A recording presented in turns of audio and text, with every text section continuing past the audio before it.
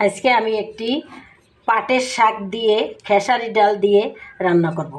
এই যে সেই জন্য আমার লাগবে এই যে খেসারি ডাল, এই যে ধুয়ে রাখছি, কিছুক্ষণ ভিজিয়ে রাখছিলাম। এখন এই যে কাঁচামরিচ, রসুন বাটা, অল্প আদা বাটা, হলুদ, পেঁয়াজ, লবণ, এগুলা। আর এই যে পাটের শাক, এই যে পাটের শাক, এই যে পাটের শাক, এই যে পাটের শাক। পাটের শাক দিয়ে আজকে আমি ডাল দিয়ে রান্না করব। আপনারা তাহলে দেখেন। যে পানি দিয়ে ডালটি বসাই দিলাম, পানি দিয়ে ডালটি সেদ্ধ করতে বসাই দিলাম। অনেকে সেদ্ধ করে পাটায় বেটে নেয়, আমি পাটায় বাটবো না, এখানেই সেদ্ধ হবে। দেখেন ডালটা সেদ্ধ হয়ে গেছে, এই যে ডালটা সেদ্ধ হয়ে গেছে। দেখেন এই যে একটুখানি ঘুটবো, সামান্য একটু ঘুটি দেব, ঘুটে শাকটা দিয়ে দেবো। এই যে খেসারি ডালটা খেতে খুবই মজা, সুস্বাদু। পাটের শাক দিয়ে খেসারি ডাল অনেক রকম রান্না করা যায়, কিন্তু আমি আজকে মজা করে পাট শাক দিয়ে রান্না করব।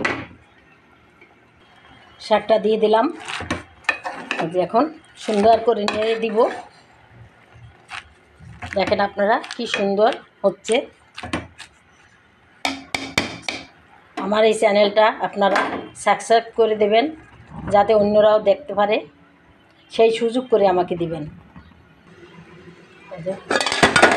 এই যে দেখেন, এইটা কেউ বলে এটারে নাগা মরিচ, কেউ বলে বোম্বাই মরিচ।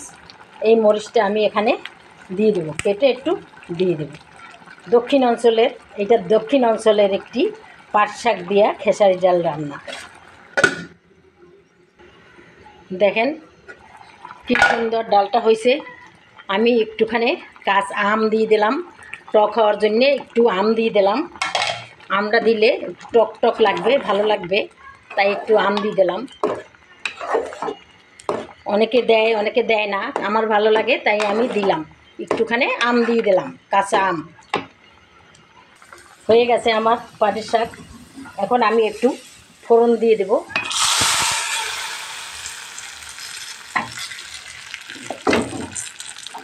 এই দেখেন একটু ফোড়ন দিয়ে দিছি। হয়ে গেছে আমার পাটের শাক। এবার আমি চুলাটা বন্ধ করে দিচ্ছি।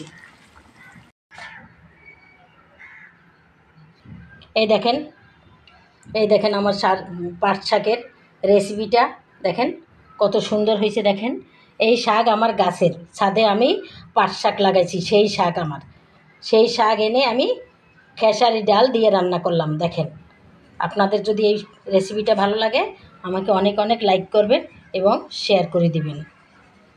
আসসালামু আলাইকুম।